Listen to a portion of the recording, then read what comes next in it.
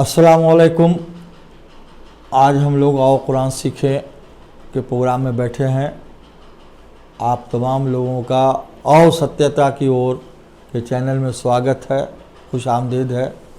آپ تمام لوگوں سے گزارش ہے کہ اسے شیئر اور سبسکرائب کریں۔ آج انشاءاللہ ہم لوگ سورہ بقرہ کی آیت نمبر 1 سے 5 تک پڑھنا سیکھیں گے، اور اس سلسلے میں کیا اس قرآن کی ان 5 آیتوں میں اللہ تبارک تعالیٰ نے سورہ بقرہ کے آیتوں میں بتایا ہے، اس کو ہم ایکسپلین کریں گے، بتائیں گے انشاءاللہ۔ سب سے پہلے اس بات کو سمجھ لیجئے کہ اس کا زمانہ نزول کیا ہے، کس زمانے میں یہ سورہ کا نزول ہوا۔ زمانہ نزول کا مطلب ہوا کہ ان صورتوں کا کن حالات میں اور کب اور کس مقام پر اللہ تبارک تعالیٰ نے اس کو نزول کیا، اتارا، جس کو ہم ہندی میں ابتریت کہنا کرتے ہیں، انگلش میں ریویل کہتے ہیں۔ دیس سورہ ہیڈ بی ریویلڈ انٹو محمد صلی اللہ علیہ وسلم۔ اس کا جو میکسیمم حصہ ہے وہ ہجرت مدینہ کے بعد ہوا ہے، یعنی یہ صورت مدنی ہے۔ مدنی صورت اس کو کہتے ہیں جب رسول پاک صلی اللہ علیہ وسلم مکہ سے ہجرت فرما کر مدینہ منورہ پہنچ گئے، اور وہاں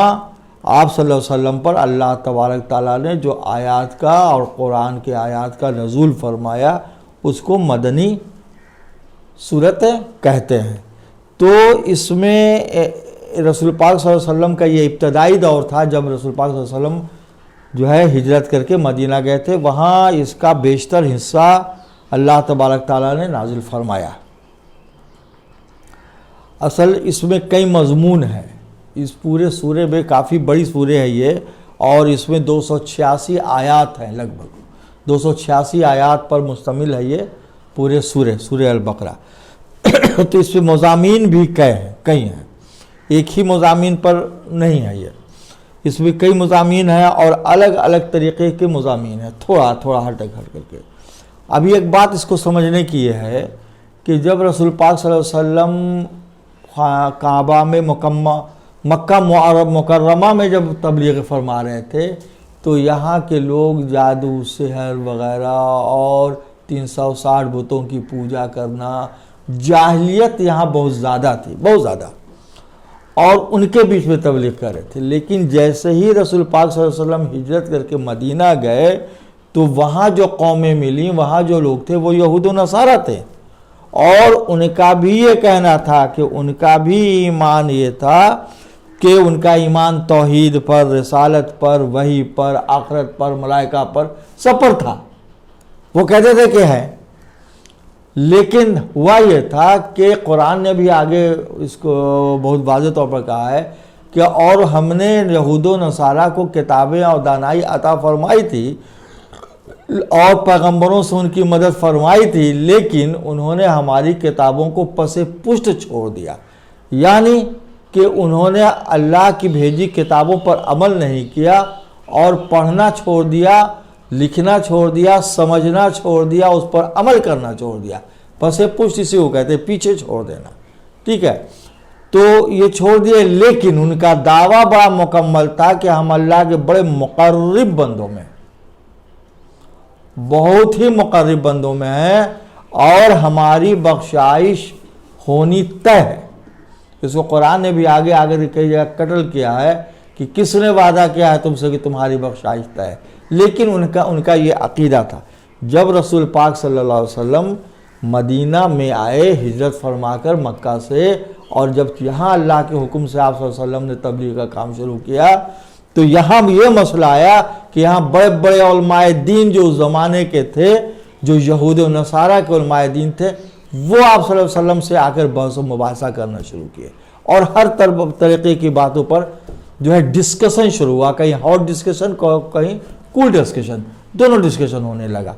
بات یہ ان کو سمجھ میں آتی تھی کہ یہ ختم الرسول ہیں، لیکن ان کا ایکسیپٹنس اس پر نہیں ہوتا تھا، اور وہ اس پر بہت جلدی جو ہے ایمان لانے کی طرف متوجہ نہیں ہوتے تھے۔ تو ایک بڑا ہارڈل، بڑا سخت اور بڑا جس کو کہا جاتا ہے کہ جہد والا کام تھا اللہ اللہ کے اس رسول پاک صلی اللہ علیہ وسلم کا، جس کو رسول پاک صلی اللہ علیہ وسلم نے بڑی مستعدی کے ساتھ اور بڑے اجتماع کے ساتھ ایک دم قدم جما کر ذرا بھی کمزوری نہ دکھائی اور اپنی تبلیغ کو، اللہ کے حکم کو، اللہ کی باتوں کو، قرآن کے الفاظوں کو، قرآن کی آیات کو ان تک رکھنے کا مکمل طور پر پورا کام کیا، اور دھیرے دھیرے ان کے اندر میں ایک بدلاؤ آنا شروع ہوا اور پھر وہ بھی ایمان کی طرف متوجہ ہونے لگے۔ تو اب یہاں چونکہ یہ صورت مدنی ہے، مدینے میں آئی، اس بات پر غور کیجئے، چونکہ پہلی ہی آیت میں اس میں ایک مسئلہ آئے گا جس کو ہم انشاءاللہ ایکسپلین کریں گے، مدنی ہے، اور یہاں کے جاننے والے یہود و نصارہ جو تھے وہ عالم تھے اپنے کتابوں کے، توریت کے، انجیل کے، زبور کے،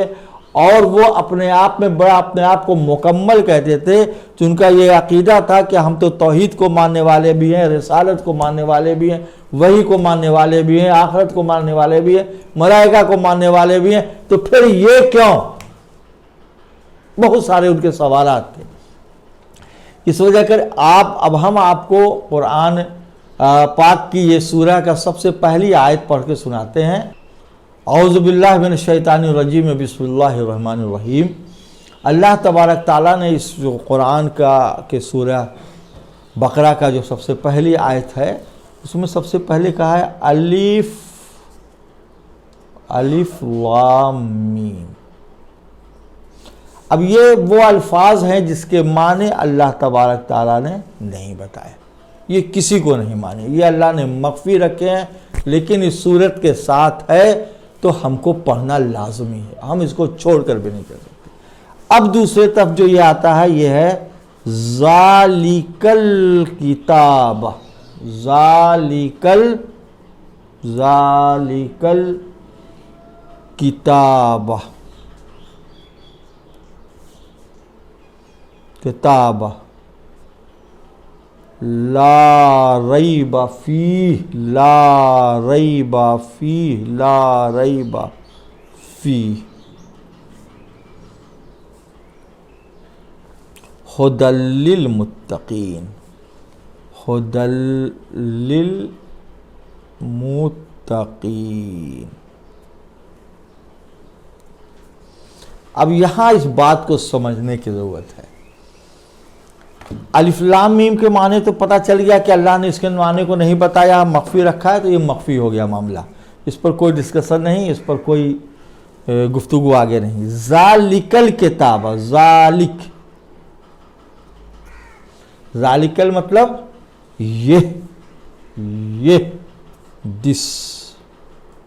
یہ ذالکل کتاب۔ عربی کی بات ایک سمجھ لیجیے، جیسے ہم ایسے عام اردو زبان میں بولتے ہیں کتاب، لیکن عربی میں ہم کتاب نہیں بولیں گے، الکتاب بولیں گے، یعنی الکتاب۔ تو الکتاب میں ہو گیا یہ کتاب، یہ کتاب، دس بک۔ لا ریب فیہ، لا مطلب نہیں ہے،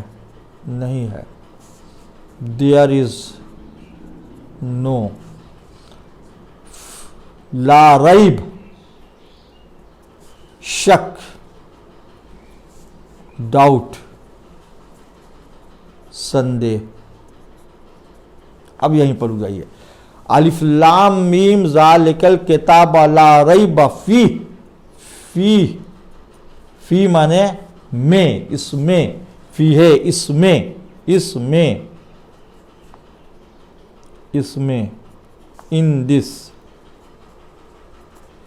یعنی ذالکل کتاب لا ریب فیہ جب ہم نے پڑھا تو اس کے معنی ہوتے ہیں کہ there is no doubt in this book، اس شاستر میں، اس اللہ کی بھیجی کتاب میں کوئی سندیہ نہیں ہے، کوئی سندیہ نہیں کیا جا سکتا، یعنی یہ کتاب ہے، اس میں کوئی شک نہیں کیا جا سکتا ہے۔ سوال یہاں یہ پیدا ہوتا ہے، شک کیوں نہیں کیا جا سکتا ہے؟ سوال یہ پیدا ہوتا ہے، یہاں ایک سوال کھڑا ہوتا ہے کہ شک کیوں نہیں کیا جائے؟ جواز ہے اس کا، جواب ہے اس کا۔ اگر کوئی ہمارے غیر مسلم بھائی برادر وطن یا یہودی، کوئی نصارہ، کوئی بھی شخص اگر آپ کو کہہ دے کہ یہ آپ کی قرآن ہے، آپ اس کو مانتے ہیں، آپ کا اس پر عقیدہ ہے، میں اس پر عقیدہ کیوں کروں، میں اس پر شک کیوں نہیں کروں، اور کیا وجہ ہے کہ اس پر شک نہیں ہوگا، تو اس کی وجہ سمجھیے۔ جب یہ وجہ سمجھ میں آ جائے گی تب یہ معاملہ حل ہو جائے گا۔ ایک بات میں پہلے بھی بتا چکا کہ چونکہ یہ سورت مدنی ہے اور رسول پاک صلی اللہ علیہ وسلم مکہ سے ہجرت کر مدینہ منورہ پہنچے، اور وہاں جو آپ صلی اللہ علیہ وسلم نے یہ تبلیغ کا کام شروع کیا تو وہاں یہود و نصارہ موجود تھے، جن میں عالم بھی موجود تھے، اور توریت اور انجیل کی باتوں کو جاننے والے تھے، اس میں کیا بھیجا اللہ کو سمجھنے والے تھے، اور وہ چیز وہ جانتے تھے کہ ختم رسول کون آئیں گے، کیا آئیں گے، یہ تمام بات۔ تو اس کا جواب یہ ہے کہ اللہ تبارک تعالیٰ نے اس کتاب کو جن پر نازل فرمانا تھا، یعنی احمد مصطفیٰ محمد مصطفیٰ صلی اللہ علیہ وسلم پر جو کتاب نازل ہونی تھی، ان کے آنے کی خوشخبری پچھلی تمام آسمانی کتابوں میں دے دی، تمام صحیفوں میں دے دی۔ دنیا کا کوئی بھی ایسی مذہبی کتاب نہیں ہے جس میں احمد مصطفیٰ محمد مصطفیٰ صلی اللہ علیہ وسلم کے آمد کی خوشخبری نہ ہو، چاہے وہ کتاب مکمل آسمانی کہی جاتی ہو یا آسمانی کتابوں کا عکس مانا جاتا ہو۔ جیسے کچھ اپنشد ہے جو عکس ہے، ٹھیک ہے، پران ہے تو وہ صحیفے کہلاتے ہیں، یعنی کمانڈنٹس ہے۔ تو اللہ تبارک تعالیٰ نے پہلے پران بھیجے ہیں، صحیفے بھیجے ہیں، کمانڈنٹس بھیجے ہیں، اس سے انکار نہیں کیا جا سکتا، اور اس بات سے بھی انکار نہیں کیا جا سکتا ہے کہ اس میں انسانوں نے اپنی من گڑھنت بات خوب کی ہے، اس میں کہیں دو رائے نہیں۔ لیکن حضرت محمد صلی اللہ علیہ وسلم کے آمد کے بعد آنے کی خوشخبری جن کتابوں نے کی ہے اس میں توریت، انجیل، زبور، بائبل تمام کتابیں ہیں۔ اب ہم چونکہ بھارت میں ہیں، ہمارے بھارت میں جو برادران وطن کے پاس جو کتابیں ہیں، جیسے بھگوت گیتا ہے، دیکھیے یہ میں بھگوت گیتا لے کر بیٹھا ہوں، یہ بھگوت گیتا ہندی میں ہے، یہ انگلش میں ہے، اور میں نے ان کتابوں کو پڑھا ہے، اور میں پڑھ کر بات کر رہا ہوں۔ ان کتابوں نے بھی احمد مصطفیٰ محمد مصطفیٰ صلی اللہ علیہ وسلم کے آنے کی بشارت کو بتایا ہے۔ کہا گیا ہے کہ سنوت وکرم دوؤ انگڈا مہا کوکنس چتر پتٹنگا، یعنی 7ویں وکرمی صدی میں چاروں سورجوں کے پرکاش کے ساتھ وہ آئیں گے، ان کا اوترن ہوگا، وہ پیدا لیں گے چاروں سورجوں کے پرکاش کے ساتھ، یعنی اس ویکتی وشیش کے چہرے میں اور اس ویکتی وشیش کے ویکتتو میں وہ روشنی ہوگی جو 4 سورج سے بھی زیادہ ہو۔ ایک سورج کی روشنی تو پوری دنیا کو اجالا کر دیتی ہے، اب سمجھ لیجئے کہ یہ کیسا روشن انسان آ رہا ہوگا، کیسا نور اللہ نے بھیج رہا ہوگا اپنا نور، کہ اس سے سارے انسانوں کے دل جگمگا جائیں گے، ایمان کا نور آ جائے گا، ہر بجھتے ہوئے دلوں کو یہ جگمگا دیں گے، جلا دیں گے۔ یہاں یہ مخفی معنی ہے اس کے کہ سنوت وکرم دوؤ انگڈا مہا کوکنس چتر پتٹنگا۔ اب اس کے آگے جو ہے اس میں کہا گیا ہے کہ راجنیتی بھو پریتی دکھاوے آپن مت سب کا سمجھاوے، وہ راجنیتی اور بھو پریتی دکھائے گا، پیار اور محبت سے سب کو اپنی بات بتائے گا، اور جب تک سندر مدی کویا بنا محمد پار نہ ہویا۔ ان کا اسکند 12 ہے یہ، پگا انواد تلسی داس جی نے اس کا انواد کیا ہے۔ وہ کہتے ہیں کہ جب تک سندر مدی کویا بنا محمد پار نہ ہویا، یعنی اگر تم کو موکش کی پراپتی کرنی ہے، نجات پانا ہے، بخشش اللہ کی پانا ہے، تو مدی کویا پر اور محمد پر ایمان آستھا ویکت کرنا ہوگا اور پورن آدھارت ہونا ہوگا اس پر۔ یہ لفظ چونکہ مدی کویا ہے یہاں، محمد سے تو بالکل صاف ہے کہ محمد صلی اللہ علیہ وسلم کے بارے میں، لیکن یہ لفظ چونکہ مدی کویا ہے جس کو ہم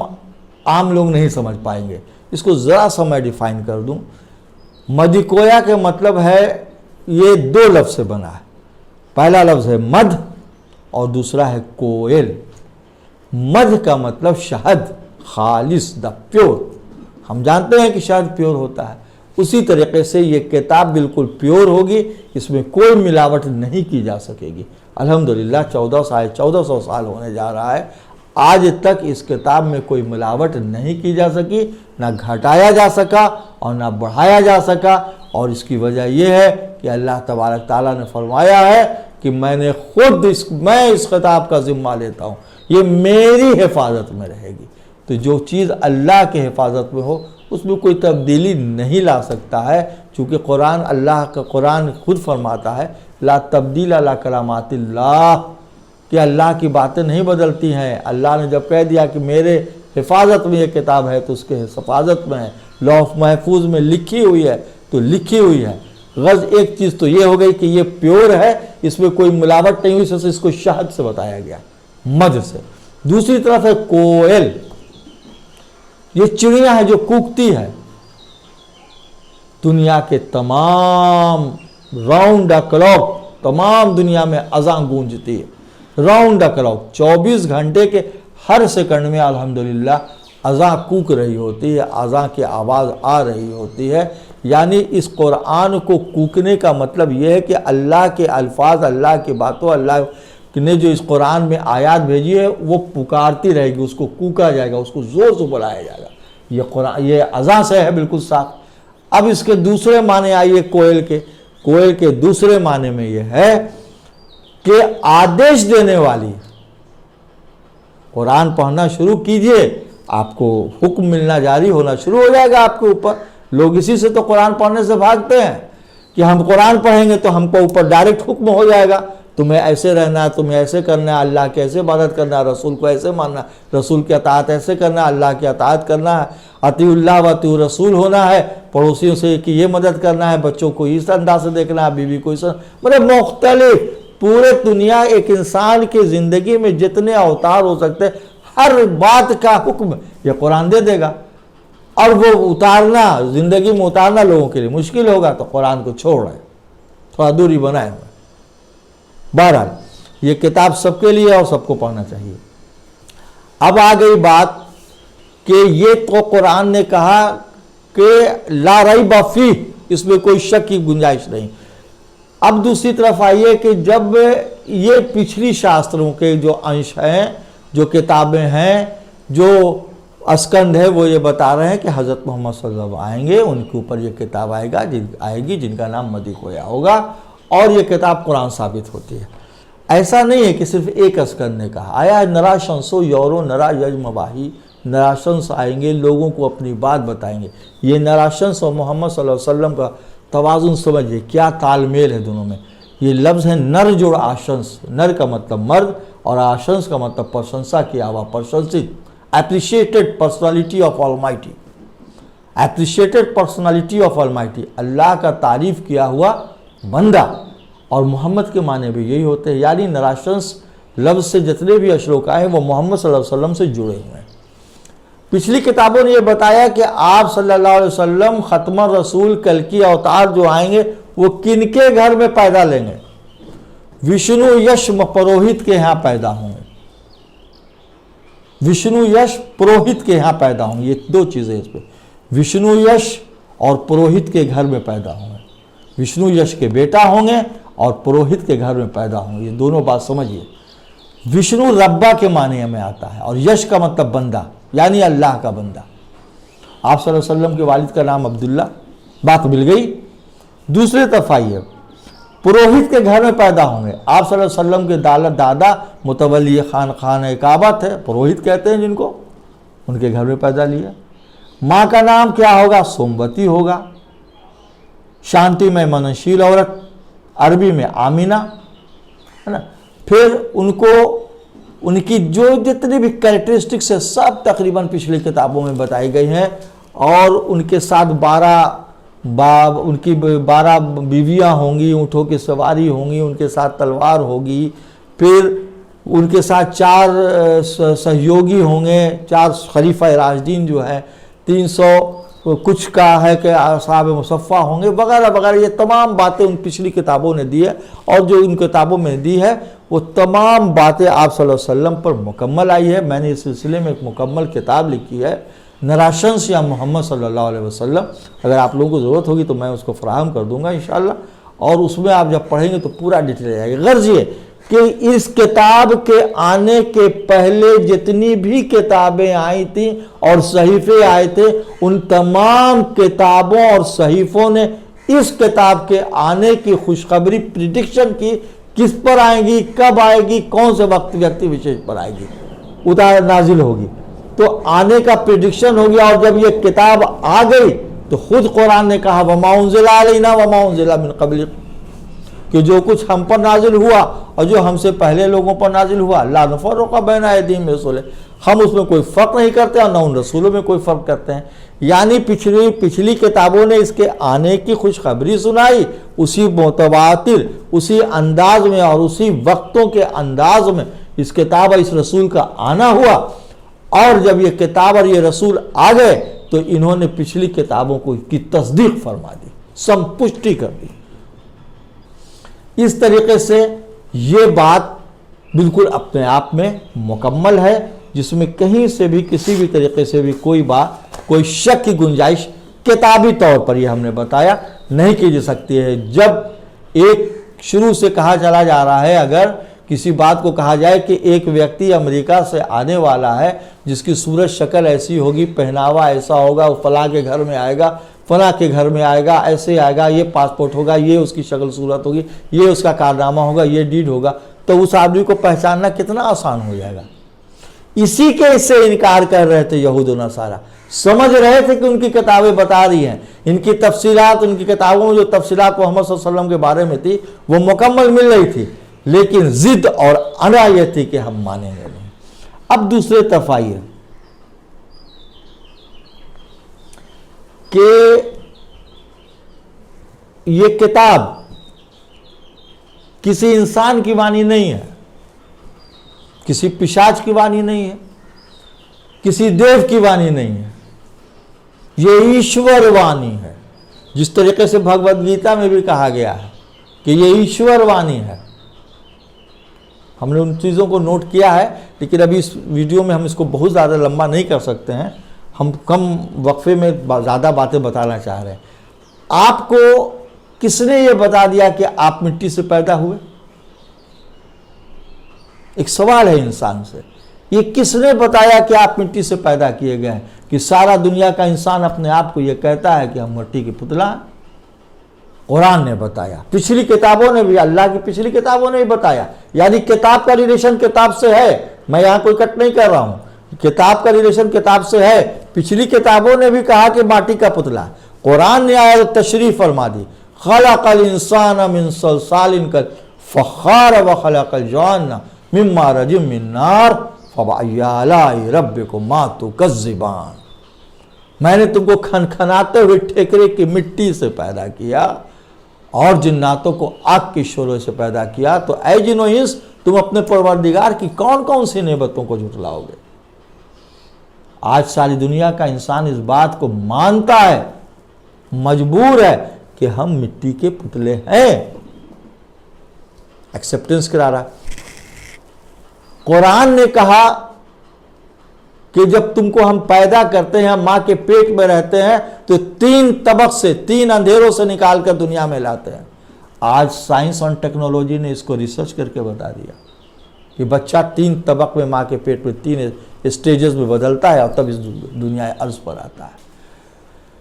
اس نے کہا کہ ہم نے ہواؤں کو پیدا کیا اور ہوائیں چلتی ہیں اور جس سے تمہاری زندگی بڑھاتا ہوں. کوئی دنیا کا ایسا انسان کاٹ دے کہ اس بات کو کاٹ دے کہ ہوا سے ہماری زندگی نہیں. اس نے کہا کہ میں پوشک ہوں، I am the sustainer of all the worlds. اس کو کوئی کاٹ دے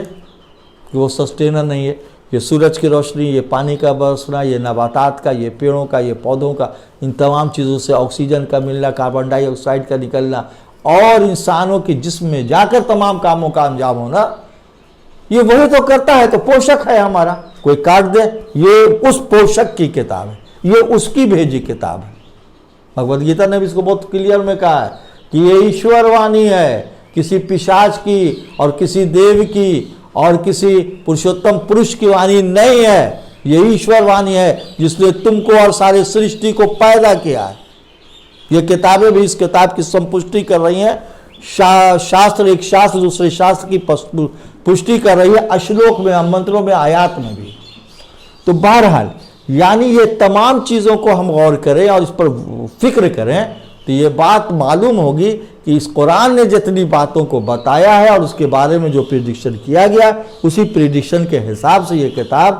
اس دنیا ارض میں اللہ تبارک تعالیٰ نے اپنے حبیب اور اپنے رسول احمد مصطفیٰ محمد مصطفیٰ صلی اللہ علیہ وسلم پر نازل فرمایا ہے، اور اس کا پر اب کوئی شک کرنے کی کوئی گنجائش نہیں ہے۔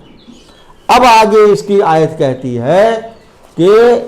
جو اس پر شک نہیں کرتے اور جو گنجائش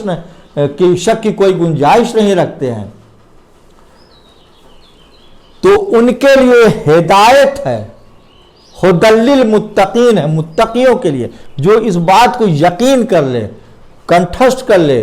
جم جائے اس بات پر، جس کا عقیدہ آستھا وشواس بن جائے کہ نہیں یہ کتاب ایشور کی شاستر ہے اور اس کو ہم کو ماننا ہے، اور یہ وہ شاستر ہے جو پچھلی تمام آنے والے پچھلی جتنی بھی شاستر آئے ہیں، ایشور نے جتنی بھی آسمانی کتابیں بھیجی ہے، جتنے بھی شاستروں کا اوترن ہوا ہے، ویدوں کا اوترن ہوا ہے، صحیفوں کا اور پرانوں کا کمانڈرز کا اوترن ہوا ہے، اس کو یہ سمپشٹی کر رہی ہے، تو ہم اس کو نشچت روپ سے مانیں گے، ہم اس کو نشچت روپ سے مانیں گے اور اس پر یقین کرتے ہیں۔ تو مانتے ہیں اور یقین کرتے ہیں اور مانیں گے تو ان کے لیے یہ کتاب راہ ہدایت ہے، ہدی للمتقین، کھول دے گی تمام رستے کو، جو ان کے سامنے شک و شکوک اور جو بھی الجھنیں آئیں گی وہ تمام الجھنوں کو وہ دور کر دے گا، یہ کتاب دور کر دے گی، اس کے الفاظ دور کر دیں گے، اس کے آیات دور کر دیں گے، اس کے میسج دور کر دیں گے، اس کے اندر دی گئی تمام باتیں اس کے ذہن کو بالکل صاف کر دیں گے، اور ایک چادر آپ کے اوپر قرآن کے فہم کی گھیر لے گی آپ کو، اس وجہ کر کوئی شرک اور کوئی بدعت اور کوئی غلط بات ہونے سے بچا لے گی۔ اب آگے آئیے، الذین یؤمنون بالغیب ویقیمون الصلاۃ ومما رزقناہم ینفقون۔ اب یہاں پر آیا الذین یؤمنون بالغیب، اور وہ لوگ جو ایمان رکھتے ہیں غیب پر، یعنی اللہ دیکھنے کی چیز نہیں ہے،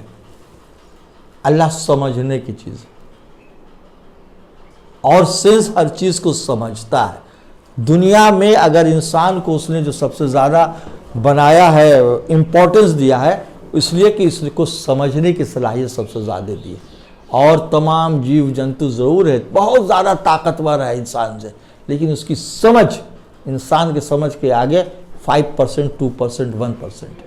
لیکن انسان 99% زیادہ ہے۔ تو جب سمجھ اللہ نے اس کو زیادہ دی ہے تو اس کو سمجھنے کی ضرورت ہے کہ اللہ اگر نہیں ہے تو یہ زمین آسمان، یہ سورج، یہ چاند، یہ ستارے، یہ انسان، یہ دھرتی اور یہ ہر چیز اپنے سسٹم میں کیسے چل رہی ہے۔ اس وجہ کر یہ کہتا ہے کہ الذین، وہ لوگ جو ایمان لاتے ہیں غیب کے ساتھ اور قائم کرتے ہیں اللہ کی خالص عبادت کو، اور قائم کرتے ہیں اللہ کی خالص عبادت کو، یعنی اللہ کی تمام عبادتوں کو اور نماز کو، اور کچھ اس میں جو کچھ ہم نے ان کو دیا ہے اس پر یقین کرتے ہیں اور اس پہ خرچ کرتے ہیں، اللہ کے راہ میں خرچ کرتے ہیں، تو ویسے لوگ اللہ کے مقربوں میں۔ اور آیت نمبر 4 بتاتی ہے کہ والذین یؤمنون بما انزل علیک وما انزل من قبلک وبالآخرۃ هم یوقنون،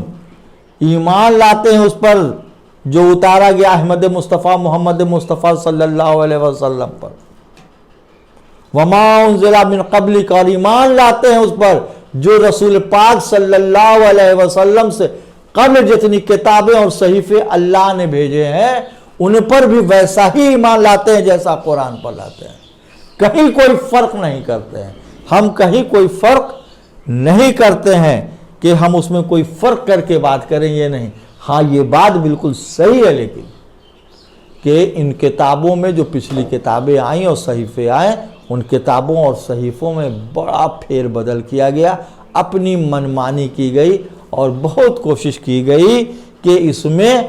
بہت ساری چیزوں کی ملاوٹیں کر دی جائیں، اور کر دی گئی اور خلط ملت کر دیا گیا۔ لیکن جب قرآن آیا تو قرآن نے اس کے اندر جتنی ملاوٹیں ہیں، اس مخمل میں جو پیوند گھسایا گیا ہے ٹاٹکا، اس کو نکال دینے کا کام کیا۔ قرآن کے آئینے سے ان کتابوں کو پڑھیے گا تو وہ ٹاٹکا پیوند بالکل نکل جائے گا، لیکن قرآن پڑھ کر اور سمجھ کر اور اس کے فہم کو رکھ کر۔ اولئک علی ھدی من ربہم واولئک ھم المفلحون۔ اللہ تعالیٰ فرماتا ہے کہ اولئک علی ھدی للمتقین، یہی وہ لوگ ہیں جو لوگ ہدایت پر ہیں اور اپنے رب کی طرف سے، یعنی ہدایت پر انہوں نے چاہا، کوشش کیا، اور اللہ کی طرف سے بھی اللہ نے ان کو ہدایت پر ڈال دیا۔ واولئک ھم المفلحون، اور یہی وہ لوگ ہیں جو فلاح پانے والے ہیں۔ غرض یہ کہ آج کی جو گفتگو ہم لوگوں نے کی وہ یہ ہے کہ یہ کتاب جو حضرت محمد صلی اللہ علیہ وسلم پر آئی ہے، آپ صلی اللہ علیہ وسلم پر نازل فرمائی گئی ہے، اس کتاب پر کسی قسم کا کوئی شک ہم نہیں کر سکتے ہیں۔ دیکھیے ہم ذرا سا ایک دو چیز دے دیں۔ بھگوت گیتا کے ادھیائے 10 اشلوک نمبر 22 میں کہا گیا ہے کہ ایشور کہتے ہیں کہ ویدوں، سامویدوں، اشدوتوں،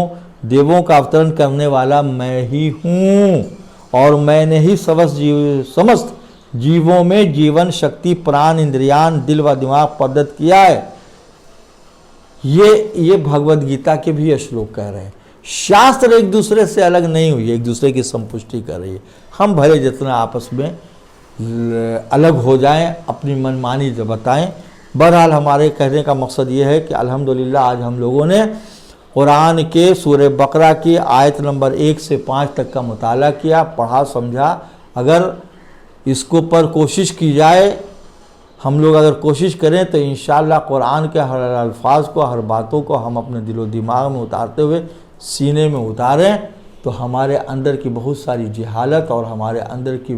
جو کمیاں ہیں وہ تمام اللہ تبارک تعالیٰ اپنے حکم سے اور اپنی مہربانی سے دور فرما دے گا۔